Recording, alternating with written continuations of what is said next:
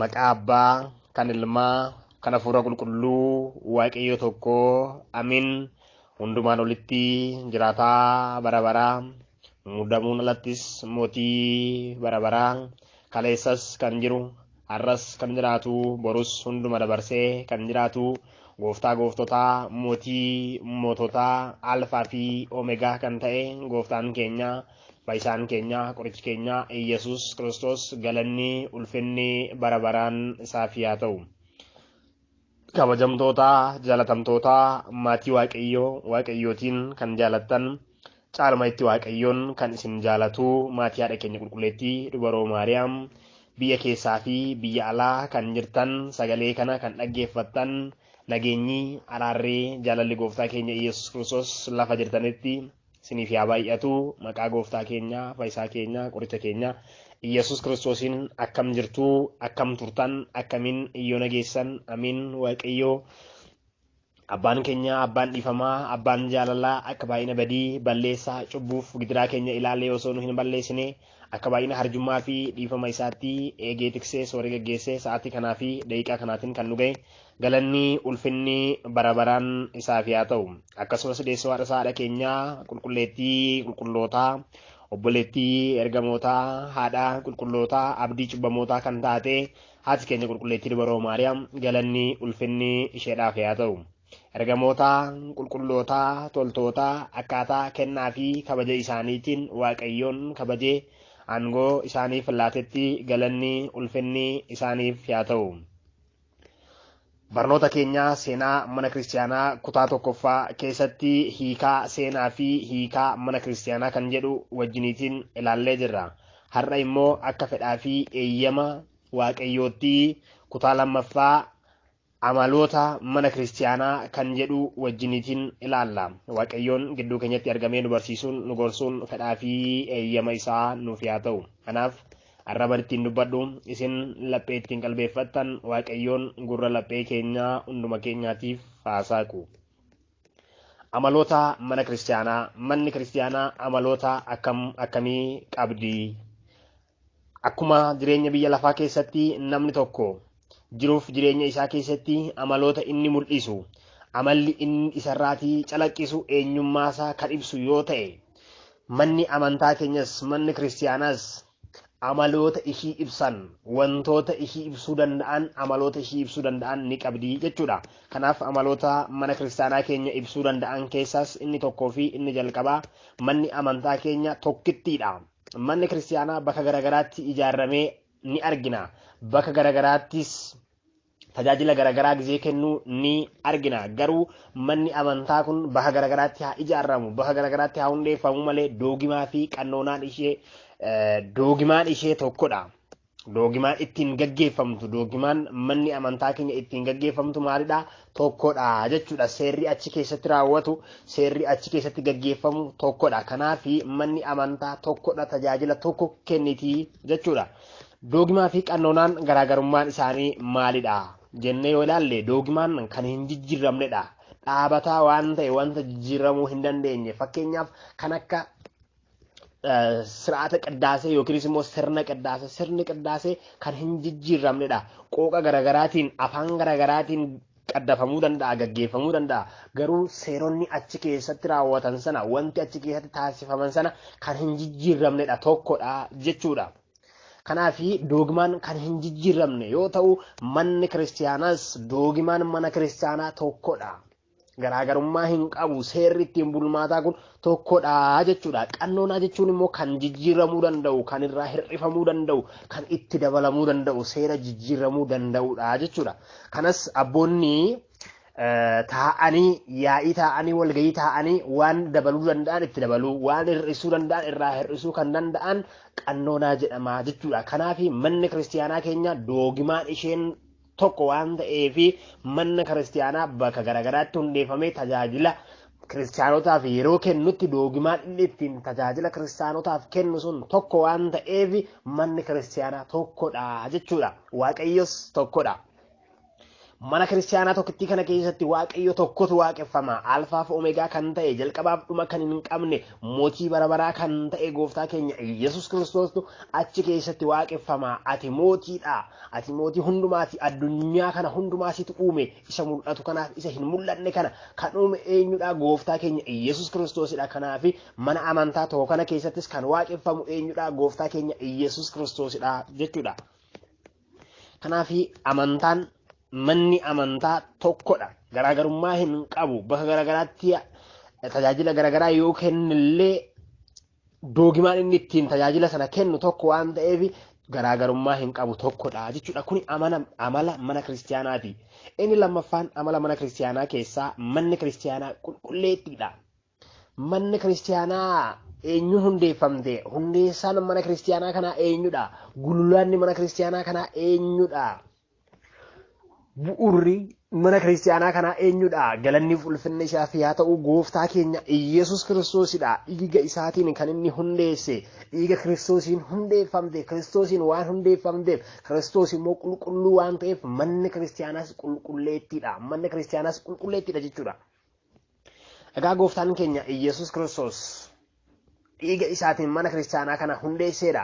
Dhiiga isaatiin mana kiristaanaa kana bu'uuresseedha. Hunduma keenyaa sanyii Addaam hundumaa cubbuu darboo Addaamii kaasee darbaatii dhufe gooftaan keenya Yesuus Kiristoos samiirraatii dhufuun dobroo Maariyaam irraatii dhalatee fannoo irratti dhiiga isaa lolaaseen foon isaa kukkuteen hundumaa tokko taasisee hundumaas qulqulleessee cubbuu darboo sana hambisee nu qulqulleesseera jechuudha. Ergasii asitti cubbuun inni Addaam irraa fi Hewaan irraa ka'eetoo namoota hundumaa cubbamaa taasisee si'ool galchaa ture sana Waaqayyoon hambisee hojii mataa keenyaatiin gannatas kan gallu mootummaa Waaqayyoo dhaaluu kan dandeenyu akkasumas si'oolis kan gallu namni hojii mataa isaatiin jechuudha. Seera Waaqayyoo inni eege seera Waaqayyootiin kan jiraate mootummaa Waaqayyoo isa bara baraan ni dhaala. Inni seera Waaqayyoo cabse garuu cubbuu Addaamiif Hewaan jalqaba balleessan sanaan otoo hin taane cubbuu mataa isaatiin raawwateetiin murtii fudhataa jechuudha. Kanaaf manni kiristaanaa qulqulleettiidha. Yesuus Kiristoos qulqulluu waan ta'eef hundeessaan mana kiristaanaa kanaa immoo eenyudha? Gooftaa keenya Yesuus Kiristoos waan ta'eef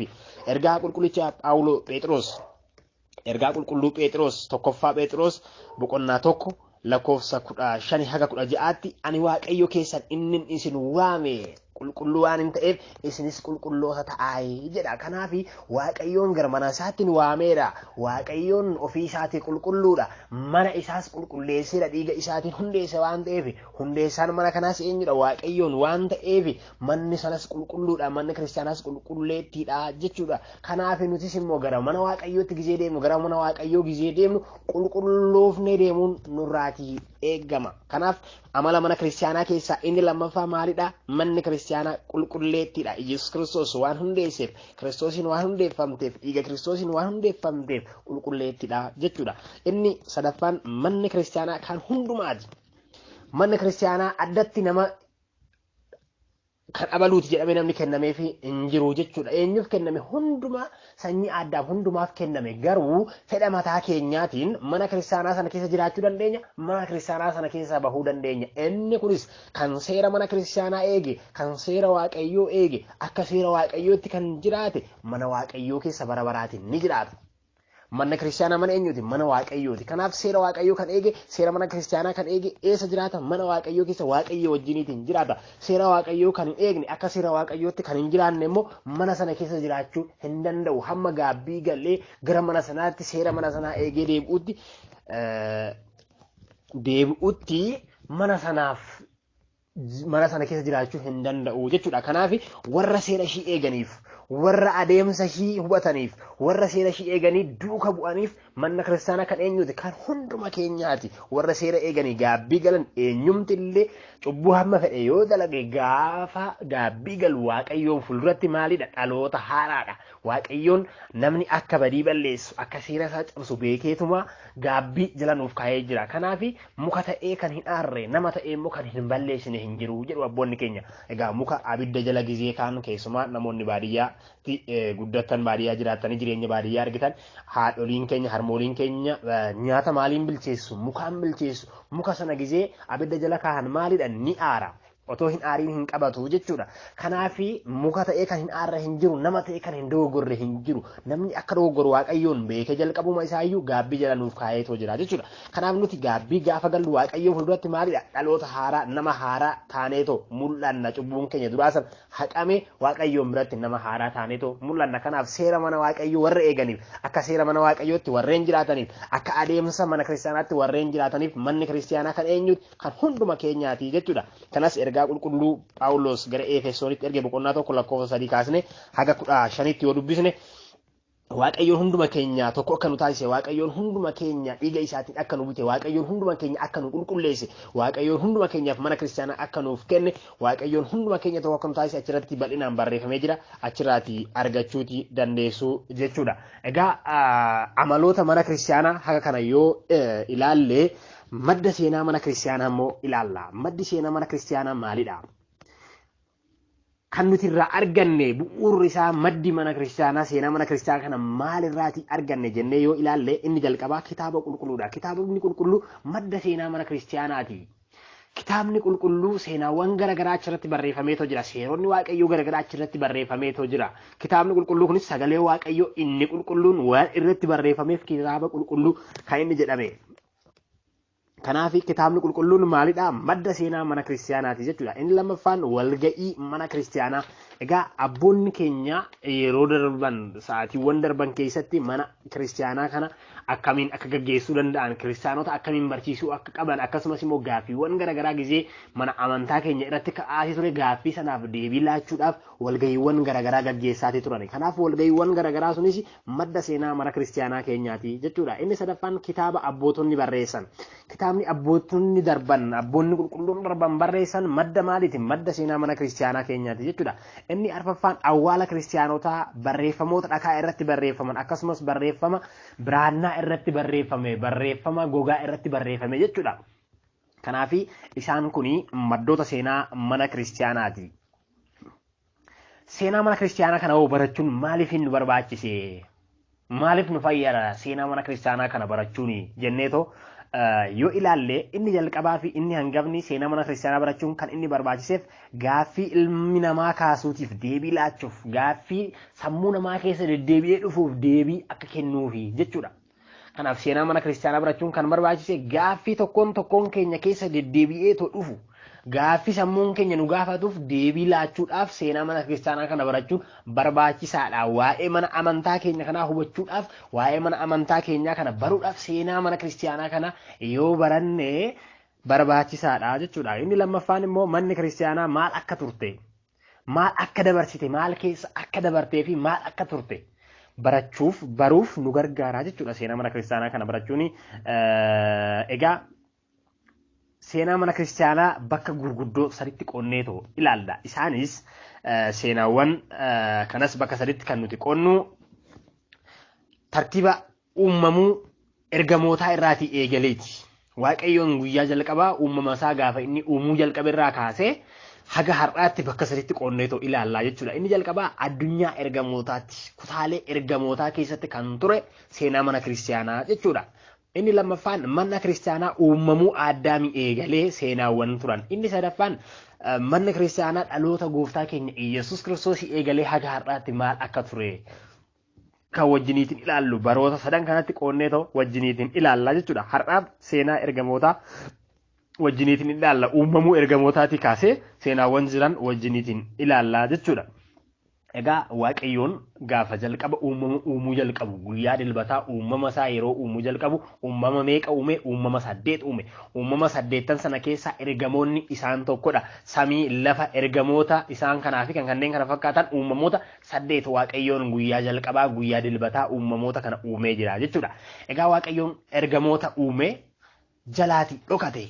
Ergamoota erga uume eessa isaaniin qubachiise? Kutaaleewwan samiiwwan sadan Iyyoor, Ererii fi Raamaa magaalaa ergamootaa kanneen jedhaman kana sadan keessa isaaniin qubachiise. Gaafa achi isaaniin qubachiise kutaa kutaadhaan isaan qoqqoodeera. Garee gareedhaan isaan qoqqoodee dursaa isaaniif taasiseera. Ergamoonni uumama isaaniitiin wal hin caalani. Garuu Waaqayyoon isaanuma keessaa immoo hoogganaa godhee fi kutaa kutaadhaan isaan qoodee magaalota kana sadan Iyyoorii fi Erer raamaa keessatti isaaniitiin qoode ergamoonnis achi keessatti erga qoodamaniitiin booda hangafa ergamootaa kana hundumaa kan ta'e ergamoota lakkoofsa hin qabne ergamoota namni lakkaa'ee bira gahuu hin dandeenye kana kan hoogganu yeroo sanaaf hoogganaa isaanii taasisee waaqayyoon kan muude eenyudha? Saaxinaa'el ture jechuudha. Saaxinaa'el hangafa ergamootaati ture. Ergamoonni isaan kaan immoo isa gajjallaa jiru. Yeroo kanatti ergamoonni gaaffii wal gaafatanii. Gaaffiin ergamoonni wal gaafatan kunis eessaa dhufne? Eenyutu nu uume? Argamsiisaan keenya uumaan keenya eenyudha? Akkamitti yoo uumamne jedhanii gaaffii kana gaafa wal gaafatanii Saaxinaa'el hangafa ergamootaa ture. Of gararraa gaafa ilaalu ofiin olitti homaa hin argine. Of bukkee gaafa ilaalu kabaja isaatiin, ulfina isaatiin, teessoo isaatiin kan isaan qixxaatu tokkollee of bukkeetti arguu hin dandeenye. Gaafa of gajjallaa ilaalu ergamoota danuu lakkoofsa hin qabne of gajjallaatti gaafa argu silaa kannaa olii hin jiru, kannaa olii miti kannaan qixxaatu iyyuu hin jiru. Maaliif ergamoota kanaan uumaan keessan anadha? Ana kan isin caalu kan isinii ol jirus anadha. Anaaf sagadaa maaliif hin jedhu hin jedhee eeyyama bilisaa isaatti fayyadameetoo ergamootaan maal jedhe uumaan keessan anadha. Anaaf sagadaayi. Ulfinni kiyyas kabajni kiyyas hunduma keessaniiti oli jedhee ergamoota waaqayyootti dubbate. Yeroo kanatti ergamaa Gabri'eeliin immoo akkas jedheetoo deebiseef waaqayyo uumaan keenya inni nu uume hamma nutti mul'atutti tasgabbaahaa cimaa kadhannaatiin dhaabadhaa. Uumaan keenya simiti atis akkuma keenya uumamaadha jedheetoo ergamaa Gabri'eeliin deebiseef jechuudha. Yeroo kana ergamoonni waaqayyoo garee saditti wal qoodani. Garee sadan isaan itti wal qoodan kunis gareen tokko jecha Saaxinaa'el dhagahanii ulfinni kee, teessoon kee, kabajni kee nuu ol waan taateef dhugumatti uumaan keenya si'i jedhaniitoo warra fudhatanii sagadaniifidha. Gareen inni tokko immoo jecha hangafa ergamootaa qulqulluu Gabri'eelii dhagahanii cimanii kanneen dhaabatanidha. Uumaan keenya simiti atis uumamaadhuma akka keenyaati. Waaqayyo inni nu uume haga nutti mul'atutti haga dhufutti nuti cimnee kadhannaatiin dhaabannaa jedhanii amantaa eegalanii jechuudha. Amantiidhaan abdiidhaan waaqayyoon eeguu jalqaban, waaqayyoon waaqessuu jalqaban, kadhannaadhaan cimanii dhaabachuu eegalan. Gareen inni sadaffaan immoo garee jecha Saaxinaa'el dhagahanii shakkan raafaman. Garee jecha Gabri'eelii dhagahanii too cimanii hin dhaabanne. Saaxinaa'eliifis hin saganne shakkaniiru garuu uumaa keenya ta'uu danda'a laata jedhanii rapheen isaanii raafameera. Garammoo Gabri'eeliifaattis dhufanii dhugumatti waaqayyoon nu uume hamma nutti mul'atutti cimnee dhaabachuu qabna jedhanii toos cimaniis hin dhaabanne raafamanii gidduutti sodaatanii shakkanii too dhaabatan. Kanaaf ergamoonni garee sadiitti gaafa wal qoodan waaqayyo uumaan keenya inni uumaa uumamtootaa ta'e mootii moototaa ta'e. Dhufee gaafa isaanitti mul'atu kijibni Saaxinaa'el mul'ate. Egaa jalqaba uumaan keessan anadha, waaqni keessan anadha, anatu isin uume, ulfinni kiyya kabajni kiyya hunduma keessaniitiin olidha. Kanaaf anaaf sagadaa jedhee jecha inni dubbate sana jecha kijibaa waan ta'eef inni uumamaadha malee uumaa waan hin taaneef waaqayyo inni isaan uume gaafa dhufu lafa lixu dhabe. Egaa olof qabuun of tuuluun bakka ofiif bakka hin malle bakka nuuf hin malletti dabarsinee of kaahuun kufaatiif nu kaahaa jechuudha. Kufaatiin inni jalqabaa of tuulummaadha. Bakka isaaf hin malle fudhate seexanni aangoo isaarraati kufe aangoo isaarraati darbatame abidda barabaraattis gatame jechuudha. Kanaaf waaqayyoon warra gareewwan shakkanii fi gareewwan Saaxinaa'eliif sagadan sana garee lama bakka tokkotti isaaniin abaaree samiirraa kutaawwan ergamootaa kana sadan keessaa Iyyoor, Ererii fi Raamaa keessaa isaaniin baasee gara lafa dukkanaatti isaaniitiin darbate. Warreen cimanii dhaabatan Gabri'eelii faana tasgabbahanii cimanii dhaabatan sana immoo isaaniin muude isaaniitiin qulqulleessee waaqayyoon galateeffachuun bara baraan jiraatu jechuudha. Egaa kanaaf asirratti amantaan akkamittiin eegale, eessatti eegale, eenyuun eegale kan jedhu gaaffii kanaaf deebii gabaabaan isa kanadha jechuudha. Amantaan eenyuun eegale? Ergamoota waaqayyootiin eegale. Eessatti eegale? Samiiwwan sadan Iyyoor, Ererii fi Raamaa magaalota ergamootaa kan jedhamu kana keessatti eegale. Akkamitti eegale? Mormii Saaxinaa'elii fi ergamoota gidduutti taasifameen amantaan eegale jechuudha. Kanaaf amantaan keenya har'a otoo hin taane namni otoo hin uumamin uumama 22 keessaa uumamtoonni 8 qofaan yeroo uumamanii jiranitti uumamtoonni 8 qofti gisee uumamanii jiranitti uumama meeqa tafe uumamni 14 ganaa uumamu. Uumamtoonni 14 otoo hin uumamin namni otoo hin uumamin kutaalee ergamootaa kana sadan keessatti amantaan eegalee jechuudha. Jecha ergamaa Gabri'eeliitiin tasgabbaa haa cimaa dhaabadhaa kadhannaadhaanis jabaannee haa dhaabannu waaqayyoon nu uume hamma dhufutti hajabaannu jedhee jecha inni dubbate kanarraan kan ka'e ergamoonni kadhannaatiin cimanii jabaatanii dhaabatan eenyuun kadhatan waaqayyoon kadhatan kanaaf waaqayyoon kadhachuun eessaa eegale ergamoota waaqayyoo irraatii eegale waaqayyoon galateeffachuun eessaa eegale ergamoota waaqayyoo irraatii eegale amantaan kan eegale eenyuun ergamoota waaqayyootiin eegale jechuudha kanaaf ergamoota waaqayyootiin kan eegale kuni gara Addaamitti darbee Addaamirraatiin immoo biyya lafaa ol ga'e guutummaa biyya lafaa sanyii Addaamirraatii baratee waaqayyootiin galateeffachuu eegale jechuudha kanaafi Raajichi Isaayyaasis ergamoota gizee inni ibsu galata ergamootaa gizee inni dubbatu ergamoonni waaqayyoon akkaataa isaan itti galateeffatan gizee raajiidhaan mul'ataan argetti maal jedhe raaja Isaayyaas boqonnaa 6 lakkoofsa 1 irraa kaastaniitu yoo dubbistani tokkoon isaaniitiif qulqulluu jedhanii waaqa mootii moototaa ulfinni kee lafa guuteera jedhanii waaqayyoon yeroo isaan galateeffatan nan argee jedheetoo barreesse jechuudha Isaayyaas mul'ata isaa irratti Isaayyaas raajichi Isaayyaas raajii isaatiin argee kana barreesse kanaaf ergamoonni waaqayyootiin sa'aatii 24 qulqulluu jedhanii waaqayyootiin galateeffatu waaqayyootiin faarfatu hojiin ergamoota waaqayyoon galateeffachuudha hojiin ergamoota waaqayyoon faarfachuudha soorranni isaanis dhugaatiin isaanis galatadha jechuudha kanaaf ergamoonni waaqayyoo qulqulloota ergamoonni waaqayyoo mudoo tokkollee hin qabani Saaxinaa'el sababa kijiba isaatiif achi keessaa ari'atame Saaxinaa'el sababa bakka isaaf mallee ofiif kenneef ergamoota keessaati adda bahee abaarramee lafa dukkanaatti gatame haga addunyaan kun darbutti biyya lafaa keessatti cubbuuwwan garagaraa wantoota hamaa nama hojjisiisuun namarra buluutiin waan namni akka wal hin jaalanne namni waan gaarii akka hin hojjenne waan gaarii akka hin yaanne taasisuutiin namoota gidduutti wantoota garagaraa jibbinsa garagaraa hojiiwwan waaqayyoon hin jaalanne nama hojjisiisuutiin biyya lafaa kana haga dhufaatii gooftaa keenya Yesuus Kiristoositti jiraata jechuudha akkaataa kanaatiin biyya lafaa irratti hafuura isaa ergee hafuura isaatiin namoonni jaalallee akka qorru namoonni akka wal lolan walii keenyaaf ilaalcha gaarii akka hin taasisne hojii akkanaa hojjeta ergamoonni waaqayyoo garuu hojiin isaanii maalidha waaqayyoon galateeffachuu waaqayyoo irraa ergaa gara namaa fiduu namarraa immoo kadhannaa namoota gara waaqayyootti ol baasuudha jechuudha kana hojiin ergamoota egaa walumaa galatti seenaa mana kiristaanaa addunyaa ergamootaa uumama ergamootaa keessatti taasifame isa kanadha amantaan kutaaleewwan magaalota ergamootaa kana sadan keessatti eegaluu isaa achi Addaamis darbee gara biyya lafaatti gadi dhufuusaa kutaa sadaffaadhaan walitti deemnee wajjiniitiin barannaa waaqayyo nu barsiise nu gorse nutti horie galannii fi ulfinni bara baraan isaa fi haa ta'u haga barnoota keenya kutaa itti aanuun walitti deebinutti ayyaanni waaqayyoo jaalalli sumni haadha keenya qulqulleettii baroo Maariyaamii eegumsi ergamoota waaqayyoo hunduma keenya wajjin bakka jirrutti nu wajjiniin yaa ta'u bara baraan ameen.